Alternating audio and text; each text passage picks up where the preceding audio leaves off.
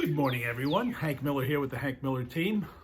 Birds are chirping. It's a beautiful February morning. I got two dogs running around out here, so they may start hooting. Today, we're going to talk about what happens if the appraisal comes in below the contract price. And what happens depends entirely on how that contract is written. So let's look at what happens in a conventional scenario. All right, in a conventional scenario, the appraisal, you're buying a house, the contract price is 100. The appraisal comes in for 80. So the lender is going to send the buyer and the buyer's agent a copy of the appraisal. As soon as it comes in, the first thing the buyer wants to do is send an amendment over to reduce price to the appraised value. That goes over with the appraisal to the other side. First option, the seller gets that and says, all right, it came in low, I want to do the deal. I agree, let's reduce price to the appraised value. You move on and you close the deal. Candidly speaking, that doesn't happen now. We're in such a fierce seller's market. I don't remember the last time that happened, but that's option number one. Buyer sends over the amendment, seller agrees, you close. Option number two, there is no compulsion on the part of the seller to agree to do anything with regard to the appraised value. So that $100,000 contract with an appraisal at 80, the seller could say, okay, it appraised at 80. The contract says 100. We're closing. I'm not reducing price. If you want to close, the price is the price you agreed to, $100,000. Your appraisal, sorry about that, Charlie. Send it back. I reject this. I still want to close for $100,000. Goes back to the buyer, and now the buyer has a decision to make. Do I want to close? Can I close? Because now they have to come up with 20 G's to add to the down payment. And some buyers simply don't have that. And if I can't do it or I don't want to do it, what do I do now? Well, what do I do now is you terminate the agreement. The low appraisal is going to trigger the finance contingency. You can't qualify for the loan as long as you do everything according to the finance contingency and the appraisal contingency. And as long as that is still in the contract and in effect, the buyer at that point can walk away from the deal. So seller can walk with option one, doesn't have to do any adjustment. Buyer can walk at option two, provided that agreement is in place. Third option, usually the most common option because both parties are usually motivated to close. Appraisal comes back at 80, you have a contract for 100, the gap is 20. So now both parties go to work. Maybe as a buyer, you send over an amendment saying, I'll meet you halfway. As a seller, you're thinking, all right, you know what, let's just get this deal done. You reduce price. So the buyer at that point would kick in whatever amount they agree to. The seller at that point would reduce the contract price, whatever amount they agree to, and you go to closing. Now, obviously here again, the buyer has to have the wherewithal and the funds to come to the table and close that shortfall. Because remember, the loan that the bank gives you is only going to be the lesser of, based on the lesser of two, the appraisal or the contract. So contract at 100 and appraisal at 80, your loan's based on the 80. The lender is never going to overdo and exceed either one of those prices because their loan is going to be based on that lower value because that house is collateral.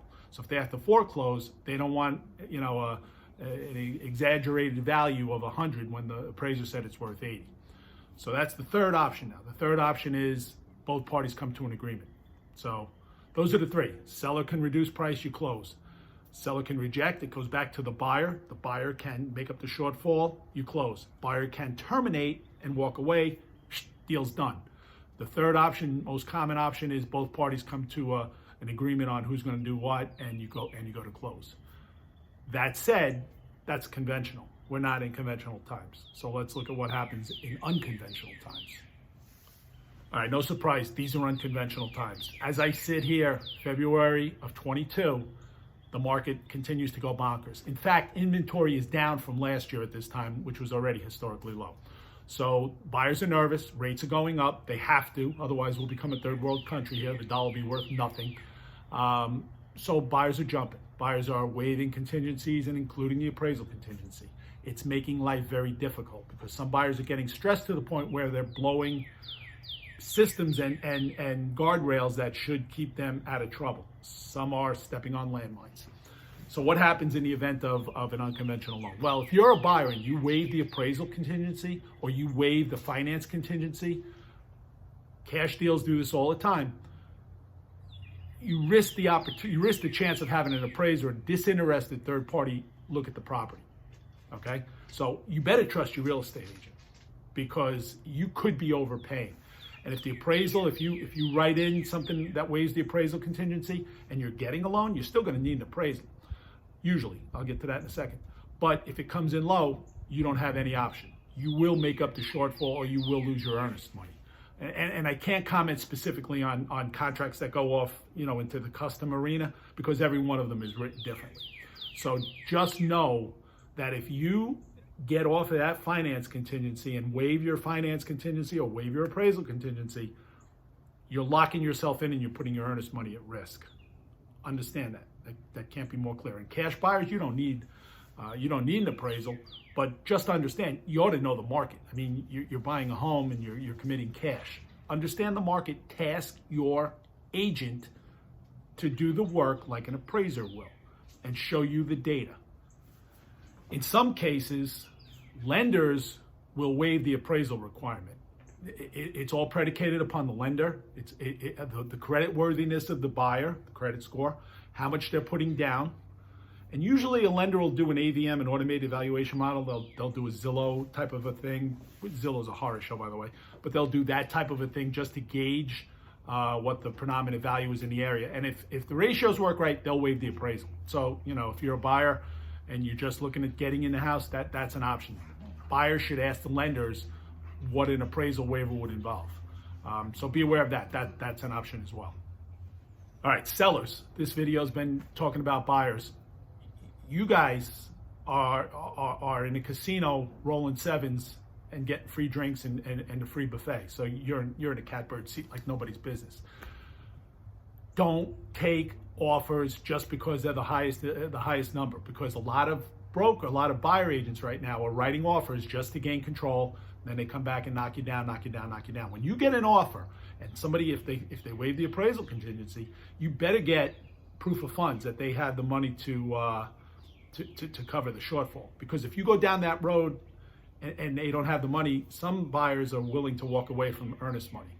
So what I do with my listings is make sure that if I get an offer that's robust and they're the greatest thing since ever, I'm doing this. I'm yanking that hook and I'm sinking it deep in, so that if they commit to me and then walk, they're gonna lose a chunk. My seller's gonna get some money. There's ways to do it. Obviously, I'm not going to talk about how I do that now. I'm not going to do another agent's work. But there are ways to ensure, as a seller, that if somebody plays games with you, you can make them pay for doing that. So just know that. Don't be a fool and just take the highest and best, the highest offer, because highest is not always best and best is not always highest. You want a deal that's going to close.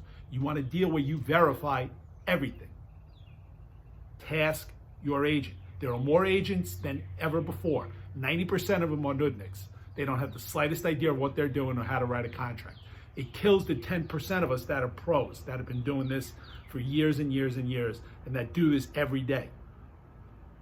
Begging you, please qualify your agent on both ends, buyers especially, because they're leading you through this morass. And sellers, you have all kinds of aces to play. Make sure when you play them that you're locking that buyer in. All right, I think I covered it all, and what I didn't, I'm sure there'll be another video. Again, I'm Hank Miller, Hank Miller team.